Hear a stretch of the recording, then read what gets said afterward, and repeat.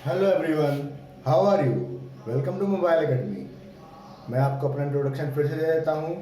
मैं हूँ maths tutor अलख निरंजन चतुर्वेदी। अब मैं यहाँ पर अपना क्लास 12th का सेकंड लेक्चर रिकॉर्ड करने जा रहा हूँ। क्लास 12th के फर्स्ट लेक्चर में हमने जो है chapter first relation and function के बारे में पढ़ा था। उसमें हमने टाइप्स ऑफ रिलेशन, हमने क्या क्या पढ़ा था, रिलेशंस को पढ़ा था।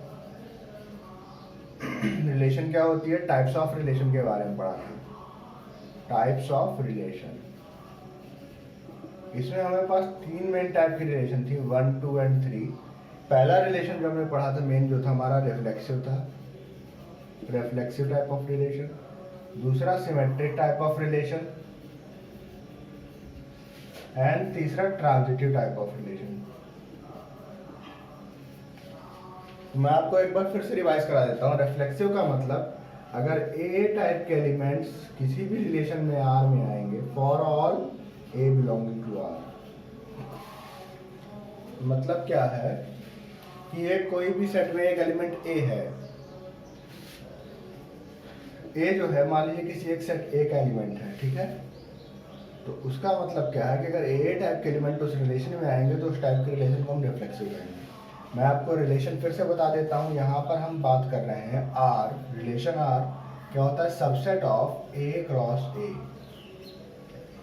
तो जो ए क्रॉस ए का सबसेट होता है, ए क्रॉस ए का मतलब इसके एलिमेंट्स किस टाइप के होंगे, कोऑर्डिनेट टाइप के होंगे। इसके एलिमेंट हो जाएंगे ए कॉमा बी टाइप के, वेयर ए कॉमा बी जो है बिलोंग करेगा उस सेट में। ओके, तो जो रिलेशन के हमारे एलिमेंट्स होंगे कोऑर्डिनेट टाइप के होंगे। तो अगर रिलेशन को जो है हम रिफ्लेक्सिव तब कहेंगे जब उसमें ए टाइप के मतलब दोनों एलिमेंट खुद ही अपना ही एलिमेंट खुद के साथ मैप हो। तो उस टाइप के अगर एलिमेंट रिलेशन में आ रहे हैं और वो सभी के लिए होने चाहिए, जितने भी एलिमेंट उस सेट में आ रहे हैं, कोई भी सेट दिया गया हो उसमें जितने भी एलिमेंट है सबके लिए वो चीज़ ट्रू है, तो रिलेशन हमारी रिफ्लेक्सिव हो जाएगी। सिमेट्रिक रिलेशन का मतलब क्या होता है कि अगर हमारा ए बी टाइप का एलिमेंट अगर किसी रिलेशन में आ रहा है, ये हमको इम्प्लाई कर दे कि बी ए टाइप का एलिमेंट भी बिलोंग कर रहा है रिलेशन में आर में, तो इस टाइप की रिलेशन को हम सिमेट्रिक रिलेशन कहेंगे। एंड नाउ द तीसरा रिलेशन वो है ट्रांजिटिव रिलेशन है कि अगर ए बी टाइप का एलिमेंट किसी रिलेशन में आ रहा है, बी सी टाइप का एलिमेंट किसी रिलेशन आर में आ रहा है, ये हमको इम्प्लाई कर दे कि सी ए टाइप का एलिमेंट किसी रिलेशन में आर में आ रहा है, तो इस टाइप की रिलेशन को हम ट्रांजिटिव रिलेशन कहेंगे। एंड द रिलेशन जो इन तीनों को कंप्राइज करती है उस टाइप की रिलेशन को हम लोग कहते हैं इक्विवेलेंस रिलेशन। इक्विवेलेंस रिलेशन मतलब ऐसी रिलेशन जो कि रिफ्लेक्सिव भी हो, सिमेट्रिक भी हो एंड ट्रांजिटिव भी हो, तो उस टाइप की रिलेशन को हम इक्विवेलेंस रिलेशन कहते हैं। तो आज हम इस टॉपिक पे क्वेश्चंस करने वाले हैं ताकि ये कॉन्सेप्ट आपको एकदम क्लियर हो जाए। एंड इसके बाद रिलेशन के बाद हम अगला टॉपिक स्टार्ट करेंगे, वो नेक्स्ट लेक्चर में स्टार्ट करेंगे। ओके, तो मैं चाहता हूँ कि आप ये क्वेश्चंस नोट करें, ये जो कॉन्सेप्ट इसको फिर से रिवाइज करें, फिर इसके बाद मैं आगे शुरू करता हूँ। मैं आपको 2 मिनट का टाइम देता हूँ, आप इसको रिवाइज करिए।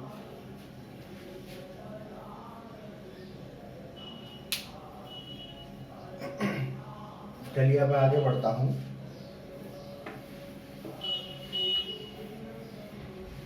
मैं यहाँ पर जो है एनसीईआरटी बेस को लेके चल रहा हूँ ताकि मैं एनसीईआरटी का आपका बेस क्लियर करूँ। आपका जब पहले एनसीईआरटी बेस क्लियर हो जाएगा then I will start with further additional books. Okay, so सबसे पहले हमारा फोकस जो है क्वेश्चन हम जो बेसिकली एनसीईआरटी एक्सरसाइज 1.1 के क्वेश्चंस करेंगे। Exercise 1.1 I will solve some particular questions which I will select and I hope कि बाकी जो क्वेश्चंस है वो अपने आप खुद करने की कोशिश करेंगे। अगर आपको वो क्वेश्चंस नहीं आएंगे देन आप कमेंट बॉक्स में उसको मेंशन करेंगे, then I will definitely solve these questions without any doubt. Okay, मैं आपको जो पहला क्वेश्चन कराता हूँ, जो फर्स्ट क्वेश्चन है एग्जाम्पल है, एक ऐसे सेट हमको दिया गया है। देखिए सेट ए दिया गया है 1 2 से लेकर के नंबर 14 तक ये हमको एक सेट दिया गया है। अब हमको इसमें से एक रिलेशन आर बनानी है। आर रिलेशन एक डिफाइन की गई, R is equal to x comma y such that 3x minus y is equal to 0। तो हमें एक ऐसी रिलेशन बनानी है इस सेट के साथ जो कि इस आइडेंटिटी को फॉलो करे। तो सबसे पहले हम आइडेंटिटी देख लेते हैं क्या है। कोऑर्डिनेट पेयर टाइप्स के एलिमेंट आएंगे तो देखिए हमारे पास आइडेंटिटी है 3x - y = 0। तो इसको अगर मैं आगे बढ़ाता हूँ तो ये हो गया 3x = y। y उस साइड चला गया तो 3x = y आइडेंटिटी है। मतलब हम इसमें क्या करेंगे, x की वैल्यूज पुट करते जाएंगे, then we will get the values of y। देखिए जैसे x की वैल्यू हमने 1 रख दी, x = 1, तो 3 × 1 = y, विच इम्प्लाइज y = 3। तो हमारे पास एक पेयर बन गया x1 y3। Okay, similarly for x = 2, 6 = y, मतलब एक हमारे पास 2 y6 बन गया। सो जो नाउ थर्ड पेयर जो बनेगा x = 3, हमें ये ध्यान देना है कि हम सेट से बाहर नहीं गए, सेट पे बहुत ध्यान देना है। x = 3 तो 9 = y, तो हमारे पास नया एलिमेंट बन गया 3, 9। इसी तरह से x = 4 मैंने लिया तो ये 12 हो गया, ये y हो गया, तो x 4 और 12। अब जैसे ही मैं x की वैल्यू 5 लेता हूँ तो ये वैल्यू 15 आ जाएगा। तो ये हमारा सेट से बाहर हो गया, सेट हमारा कहाँ तक है 14 तक। तो ये वैल्यू जो है हमें नहीं लेनी है, मतलब हमें यहीं पर रुक जाना है। ओके, तो अब देखिए मैं आपको फिर से बताता हूँ। आपको सबसे पहले क्या करना है, रिलेशन जो भी आइडेंटिटी से डिफाइन हो रहा है आपको उसको ब्रेक करके जिस सेट में भी वो रिलेशन डिफाइन हो रहा है उससे उस रिलेशन को ओपन कर लेना है। देन फिर आप इजीली बता पाएंगे कि रिलेशन का नेचर कैसा है। ओके, तो आई होप आपको ये समझ में आ गया होगा। तो मैं आपको नीचे का कॉन्सेप्ट बताता हूँ। कोऑर्डिनेट्स में लिखे रहने देता हूँ क्योंकि इनका मुझे अब यूज़ करना है। तो देखिए r जो मेरी यहाँ पर बन गई वो बनी 1, 3, 2, 6, एंड इनको कॉमा से सेपरेट करता जाऊँगा, 3, 9 एंड 4, 12। ये हमारी रिलेशन बनी। तो हमको बताना है कि सिमेट्रिक है कि नहीं है, रिफ्लेक्सिव है कि नहीं है। तो देखिए अब जैसे हमारे पास सेट में क्या है, रिफ्लेक्सिव के लिए क्या होता है, रिफ्लेक्सिव के लिए हमारे पास कंडीशन होती है कि ए टाइप का रिलेशन बिलोंग करना चाहिए for all A belonging to A. मतलब सभी ए के लिए ए अपने एक एलिमेंट खुद के साथ मैप होना चाहिए। तो मैं मान लीजिए पहला ही एलिमेंट ले लेता हूँ 1, तो यहाँ पर इसको मैं अगर कोई चीज़ सही नहीं है तो उसके लिए हम यहाँ पर क्या यूज़ करेंगे, काउंटर एग्जाम्पल यूज़ करेंगे। काउंटर एग्जाम्पल, काउंटर एग्जाम्पल का मतलब क्या है कि अगर कोई चीज़ सही नहीं तो उसके खिलाफ हमें एक एग्जाम्पल मिलना चाहिए जो कि हमारे फैक्ट को काउंटर करे। तो अब देखिए जैसे मुझे ये बताना है कि रिलेशन रिफ्लेक्सिव है कि नहीं है। अगर होता तो सारे एलिमेंट्स का इस टाइप का पेयर मिल जाता, अगर नहीं है तो मैं एक एग्जाम्पल दे दूँ। तो जैसे मैंने पहला एलिमेंट ले लिया 1, तो 1, 1 यहाँ पर इसमें बिलोंग कर नहीं कर रहा। तो देखिए इसको मैं ऐसे लिख सकता हूँ 1, 1 does not belongs to R, therefore not reflexive. ठीक, काउंटर एग्जाम्पल सिंपल हो जाता है। सिमेट्रिक के लिए क्या होता है, सिमेट्रिक होता है, देखिए मैं फिर से मैं एक बार बता देता हूँ। सिमेट्रिक होता है, सिमेट्रिक रिलेशन का मतलब कि ए बी टाइप का एलिमेंट अगर रिलेशन आर में आ रहा है देन वो हमको इम्प्लाई करे कि बी ए टाइप का एलिमेंट भी आर में आए। तो इसका मतलब देखिए सिंपल क्या, मैं कोई भी एक एलिमेंट ले लेता हूँ। तो मैंने देखिए सिंपल एलिमेंट ले लिया 1, 3 बिलोंग्स टू आर। बट ये देखिए यहाँ पर 3, 1 टाइप का एलिमेंट आ रहा है, but 3, 1 does not belongs to R. 3, 1 type का एलिमेंट इसमें नहीं आ रहा है, देयरफॉर नॉट सिमेट्रिक। तो मतलब ये रिलेशन सिमेट्रिक भी नहीं है। ठीक है, तो बस मुझे इस रिलेशन पता चल गई। अब बस मैं उसका एग्जाम्पल, मुझे पता है कि डेफिनेशन क्या होती है बेसिक, एंड मैं उसके लिए काउंटर एग्जाम्पल ढूंढूंगा। काउंटर एग्जाम्पल मिल गया then it is false. Okay, so मैं आगे बढ़ता हूँ। ट्रांजिटिव के लिए क्या होता है देखिए कि A B belongs to R comma B C belongs to R, ये इम्प्लाई करना चाहिए A C belongs to R, या इसको ऐसे भी लिख सकते हैं C comma A belongs to R. तो इसमें क्या है, अब देखिए मैं ए बी पहला मान लिया कि 1, 3 बिलोंग कर रहा है आर में, तो जो दूसरा एलिमेंट होना चाहिए बी से शुरू होना चाहिए। तो दूसरा एलिमेंट यहाँ पे किससे स्टार्ट होगा, 3, 9। मुझे दूसरा एलिमेंट मिल गया 3, 9 बिलोंग्स टू आर। तो अब इसको इम्प्लाई क्या करना चाहिए कि 1, 9 या 9, 1 उसमें आ रहा है कि नहीं आ रहा, but 9, 1 does not belongs to R. लेकिन 9 1 इसमें नहीं आ रहा, देयरफॉर नॉट ट्रांजिटिव। तो मतलब ये रिलेशन ट्रांजिटिव भी नहीं है। अगर किसी रिलेशन को हमें इक्विवेलेंस रिलेशन फेल कराना है तो इक्विवेलेंस रिलेशन के लिए क्या होता है, तीनों चीजें जरूर होती है, सिमेट्रिक, रिफ्लेक्सिव और ट्रांजिटिव। अगर उसमें से कोई एक भी नहीं कंप्लीट हो रहा है तो वो रिलेशन इक्विवेलेंस नहीं होगा। यहाँ पे तीनों फेल हो रहा है। ओके, तो मैं नेक्स्ट एग्जांपल की तरफ चलता हूँ।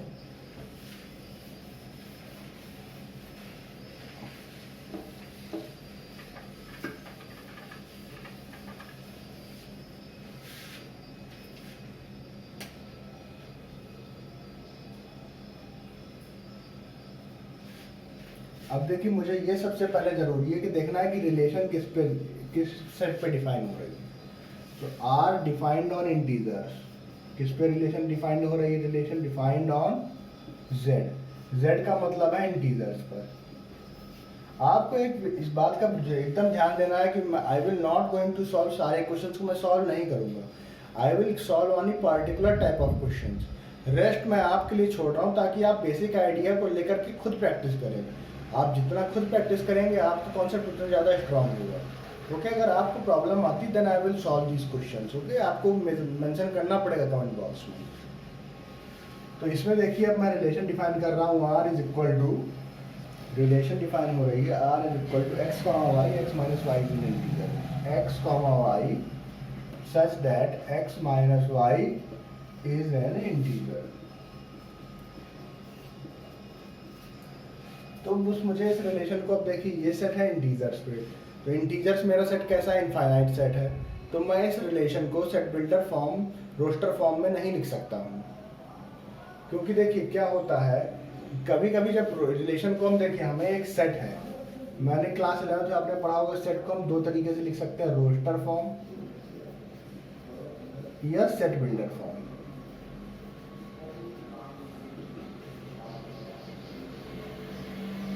तो अगर हमारा सेट जो है फाइनाइट है, फिर हम उसको रोस्टर फॉर्म में लिख के हम जल्दी कंपेयर कर सकते हैं। अगर मान लीजिए हमारा सेट फाइनाइट है, देन हम रोस्टर फॉर्म में लिख के, जैसे ही हम रोस्टर फॉर्म में सेट को रिप्रेजेंट करेंगे तो हम इजीली कंपेयर कर सकते हैं। क्या कर सकते हैं, इजीली कंपेयर कर सकते हैं। बट अगर हमारा सेट इनफाइनाइट है तो रिलेशन हमारी किस फॉर्म में होगी, सेट बिल्डर फॉर्म में होगी। देखिए, अगर रिलेशन सेट हमारा इनफाइनाइट है, इनफाइनाइट सेट अगर है तो रिलेशन हमारी सेट बिल्डर फॉर्म में होगी, सेट बिल्डर फॉर्म में होगी। तो जब हमारे रिलेशन सेट बिल्डर फॉर्म में है तो हम उस सेट को, एलिमेंट्स को एक अलग अलग करके पूरा एलिमेंट्स को हम डिनोट नहीं कर सकते हैं। तो अब हमें यहाँ पे अपने बेसिक इंस्टिंक्ट, मतलब जो हमारा बेसिक नॉलेज है उस पर डिपेंड करना पड़ेगा। तो मैं आपको अब बताता हूँ कि अब यहाँ पर हम उसको कैसे यूज़ करेंगे। ओके, तो पहले वाले एग्जांपल में मैंने सेट को, रिलेशन को रोस्टर फॉर्म में ब्रेक कर लिया था। तो जब रोस्टर फॉर्म में ब्रेक कर लिया तो कंपैरिजन इजी हो गया था। बट इस केस में देखिए ऐसा नहीं है, इस केस में हमें थोड़ी सी मेहनत करनी पड़ेगी। तो मैं आपको बताता हूँ, देखिए इसको मुझे टिपिकल प्रूफ की तरह लिखना पड़ेगा। देखिए सबसे पहले रिफ्लेक्सिव कर लेते हैं, रिफ्लेक्सिव। ओके, रिफ्लेक्सिव के लिए होता है कि ए बिलोंग्स टू आर। तो मान लेते हैं let x be any integer, x एक इंटीजर है। ओके, तो x कॉमा x, इसका मतलब क्या है, इसके अकॉर्डिंग कि x माइनस वाई जो पेयर के एलिमेंट्स है, फर्स्ट से सेकंड को घटाए तो एक इंटीजर आना चाहिए। तो x minus x is equal to 0 and 0 belong to that integer. So therefore x comma x belongs to R, relation में आ गया, रिफ्लेक्सिव हो गया। देखिए मतलब हमने उसको x x एक पेयर मान लिया। अब हमने x एक कोई भी आर्बिट्री एलिमेंट लिया था, ये हमारा x आर्बिट्रेरी था। आर्बिट्रेरी का मतलब कोई भी एक रैंडम एलिमेंट हमने ले लिया। जब किसी भी रैंडम एलिमेंट के लिए कोई चीज ट्रू हो रही है तो वो बाकी सारे एलिमेंट्स के लिए ऑटोमेटिकली ट्रू हो जाएगी।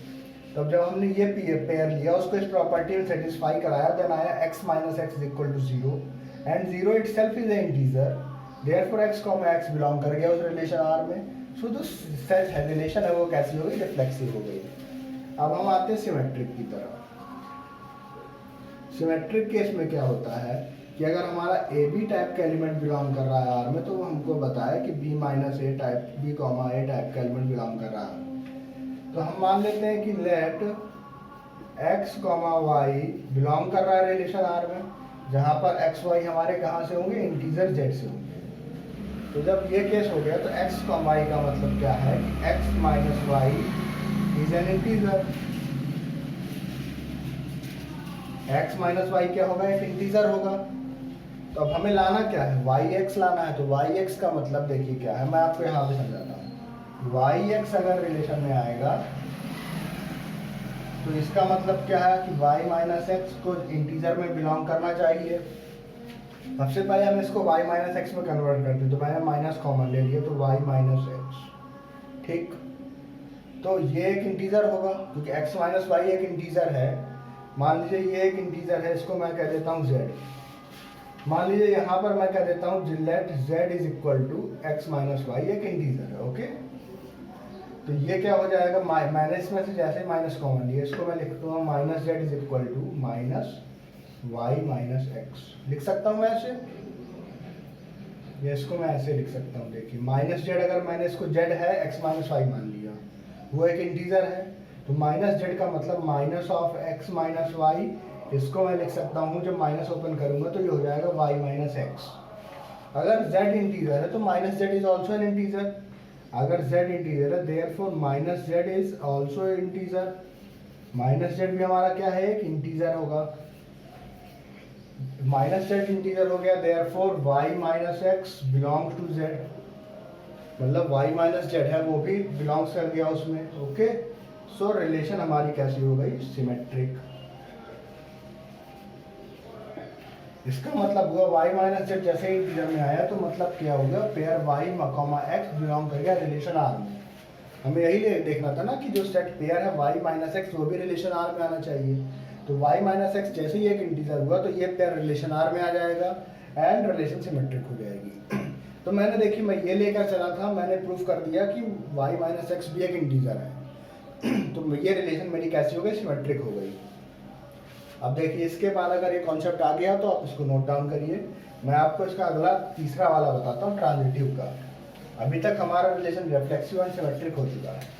अब हम ट्रांजिटिविटी की बात करते हैं। ट्रांजिटिविटी की बात करते हैं। ट्रांजिटिविटी का मतलब क्या है कि हमारा क्या होना चाहिए कि A B belongs to R, B C belongs to R.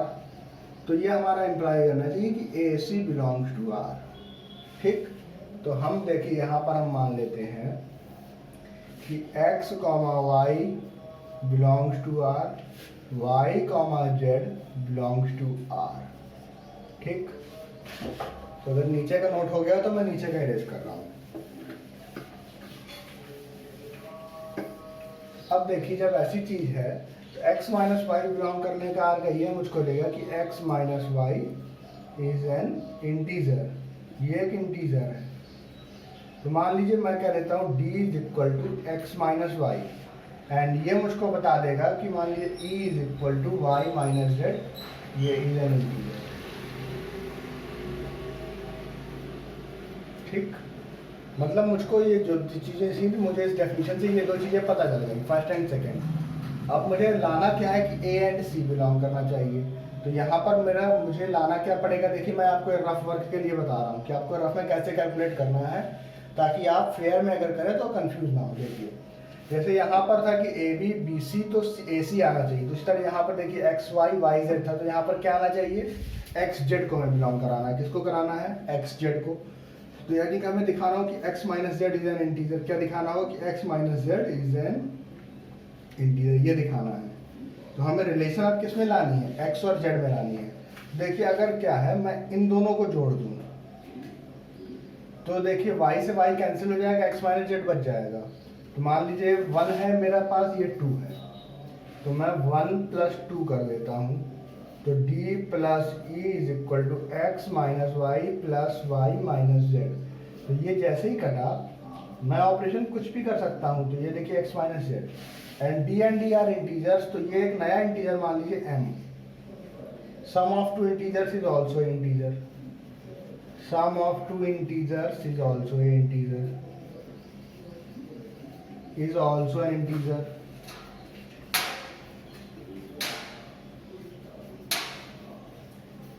तो मेरे पास एक नया x माइनस जेड भी एक इंटीजर आ गया। Therefore क्या मिल गया कि x minus Z belongs to z, integer में बिलोंग कर गया। Therefore transitive,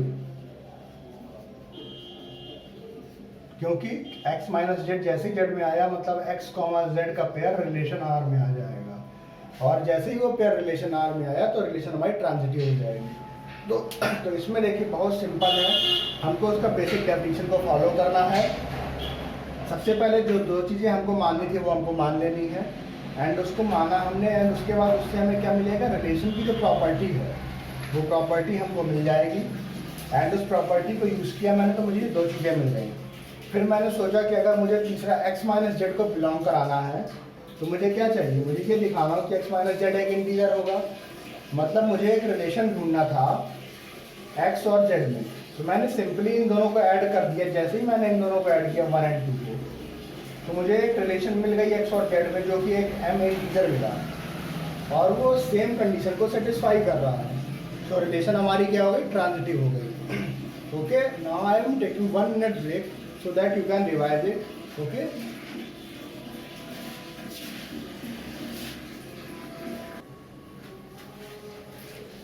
hello, welcome. तो देखिए जो अब अगला क्वेश्चन है वो मुझे ऐसा दिया गया है कि एक रिलेशन मुझे दी गई ए बी टाइप की, जहाँ पे कंडीशन क्या कह रहा है कि a इज लेस देन और equal to b square, and ये रिलेशन हमारी किस सेट पर डिफाइंड है, रियल नंबर्स पर डिफाइंड है। तो अब इस चीज़ का हमें बहुत ध्यान रखना है कि कौन सी सेट पर रिलेशन डिफाइन हो रही है। जैसे मैंने आपको पिछले एग्जाम्पल में बताया कि इसको हम रोस्टर फॉर्म में नहीं लिख सकते हैं, तो हम इसको सेट बिल्डर फॉर्म में लेके चलना होगा। मतलब हमें इस सेट के सारे एलिमेंट्स को कंसीडर करना होगा, रियल नंबर्स को सब कंसीडर करना होगा।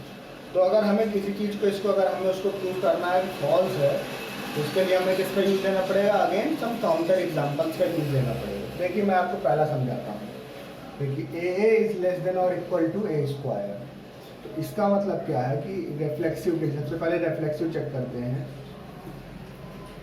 रिफ्लेक्सिव के लिए क्या होना चाहिए कि a टाइप के एलिमेंट बिलोंग करने चाहिए R में। a का मतलब हम रियल नंबर कोई भी एक ले लेते हैं, जैसे मान लीजिए a इज इक्वल टू 1 ले लिया मैंने, a इज इक्वल टू मैंने 2 ले लिया, ठीक। तो इसके लिए देखिए क्या हो जा रहा है कि 2 इज लेस देन और इक्वल टू 2 स्क्वायर, यानी कि 2 इज लेस देन और इक्वल टू 4, तो ये तो ट्रू हो गया। ओके, बट अगर इसी चीज़ को मैं मान लीजिए a जो है मेरा वो -2 ले लेता हूँ, तो -2 का मतलब -2 इज लेस देन -2 का स्क्वायर, -2 इज लेस देन और इक्वल टू 4, तो ये भी ट्रू हो गया। बट हमें ये सेट क्या है, रियल नंबर है, इस पूरे सेट पे डिफाइन करना है। तो अब हमें यहाँ पर अपना लॉजिकल थिंकिंग का लेवल इंक्रीज करना पड़ेगा। तो जैसे मान लीजिए मैंने a इज इक्वल टू ले लिया 0.1, क्योंकि रियल नंबर मतलब सारे नंबर्स को कंसिडर करना है हमको। तो अब हम a कहाँ पे ले रहे हैं, 0 से 1 के बीच में बिलोंग करने वाला a ले रहे हैं। a हमारा कहाँ है, 0 से 1। तो आपको ये पार्टिकुलर केसेस पे ध्यान देना है कि आपको क्या क्या कंसिडर करना है। सबसे पहले मैंने पॉजिटिव इंटीजर कंसिडर किया, नेगेटिव नंबर कंसिडर किया। तो इसको ऐसे समझ सकते हैं, देखिए पॉजिटिव रियल नंबर कंसिडर किया पहले मैंने, फिर मैंने एक नेगेटिव रियल नंबर कंसिडर किया, फिर फाइनली मैंने एक एलिमेंट जो 0 से 1 के बीच में कंसिडर किया, क्योंकि most of the property differ कर जाती हैं 0 से 1 के लिए बीच में। तो इसलिए मुझे यहाँ पर इसको चेक करना बहुत ज़रूरी है। Then I will only get the counter example. So जैसे ही मैंने a को 0.1 दिया, तो 0.1 इज लेस देन और इक्वल टू 0.1 का स्क्वायर, यानी कि 0.1 is less than equal to 0.01। तो ये जो है ये फॉल्स हो गया, यानी कि ये चीज़ ट्रू नहीं है, नॉट ट्रू। क्योंकि काउंटर एग्जाम्पल का मतलब हमें एक ही एग्जाम्पल अगर मिल जाए तो वो चीज़ गलत हो जाएगी। जब ये a मतलब कोई भी एलिमेंट 0 से 1 के बीच में बिलोंग कर रहा है उसके लिए ट्रू नहीं है ये चीज़, तो मतलब ये रिलेशन हमारी नॉट रिफ्लेक्सिव, ये रिलेशन हमारी नॉट रिफ्लेक्सिव हो गई, ठीक है। तो कभी कभी क्या होता है, कोई एग्जाम्पल हमें बहुत जल्दी मिल जाता है बट कभी कभी हमें एग्जाम्पल ढूंढने में टाइम लगता है, तो हमें अब सब चीज़ को कंसिडर करके चलते रहना है। ओके, अगर आपको ये कॉन्सेप्ट समझ में आया हो तो मैं आगे बढ़ता हूँ, रिफ्लेक्सिव आगे सिमेट्रिक में चलता हूँ।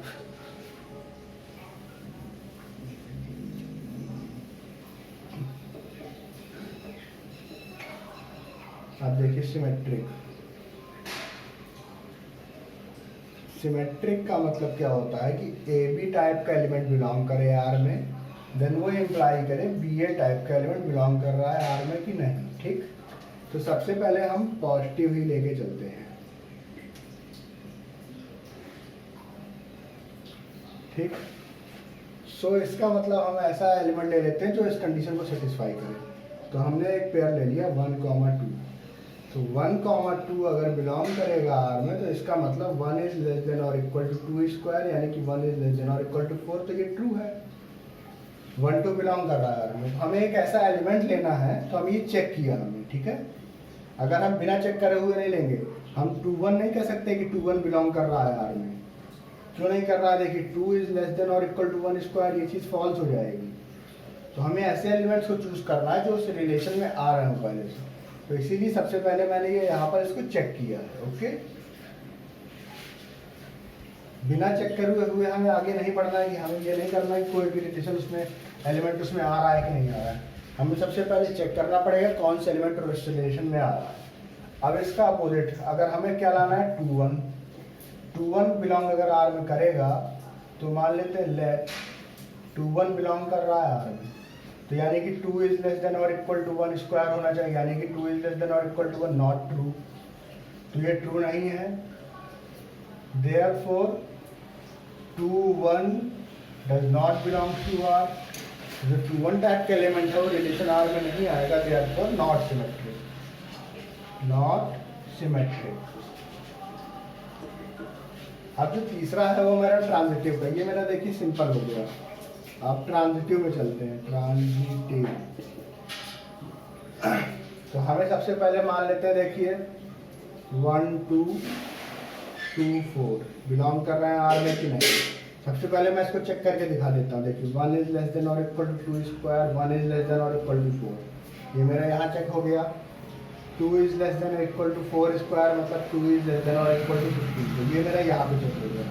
तो ये मुझे रफ में चेक कर लेना है कि ये दोनों उसमें आ रहे हैं कि नहीं आ रहे हैं। अब मैं इसका मतलब देख के चलता हूँ, आगे बढ़ता हूँ।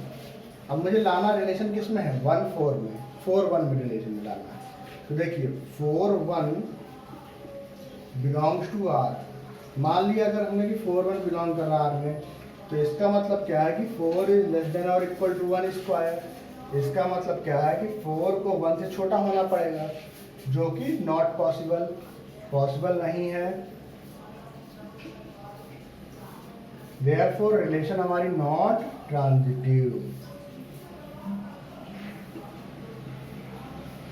यहाँ पर देखिए हमने माना कि वो रिलेशन आर में आ रहा है, फिर हमने दिखा दिया किसी कंडीशन के साथ तो ट्रू नहीं हो पा रहा है। तो इस टाइप के मेथड को हम लोग क्या कहते हैं, हम किसी चीज़ को मान के चले वो सही है, पर due to some technical problems और ड्यू टू सम मिस्टेक्स वो चीज़ ट्रू नहीं हो पाती है, तो इस टाइप के चीज़ को हम कॉन्ट्राडिक्शन मेथड कहते हैं। क्या कहते हैं? Contradiction method. कि हमने यहाँ पर क्या किया, काउंटर एग्जाम्पल प्रूफ किया with the help of contradiction method. हमने यहाँ पर क्या किया, काउंटर एग्जाम्पल प्रूफ किया। हमने यहाँ पर काउंटर एग्जाम्पल ढूंढा है, किसकी हेल्प से? हमने यहाँ पर हेल्प किसकी ली, किस मेथड की? कॉन्ट्राडिक्शन मेथड की। क्योंकि हमने यहाँ पर ये सपोज किया और हमने ये यहाँ पर दिखा दिया कि चीज़ पॉसिबल नहीं है, वो चीज़ पॉसिबल नहीं है, मतलब therefore 4, 1 does not belongs to R. वो जैसे भी पॉसिबल नहीं हुआ तो रिलेशन हमारी क्या हो जाएगी, ट्रांजिटिव नहीं होगी। तो हमें ऐसे एग्जांपल्स को आगे कंटिन्यू करना है।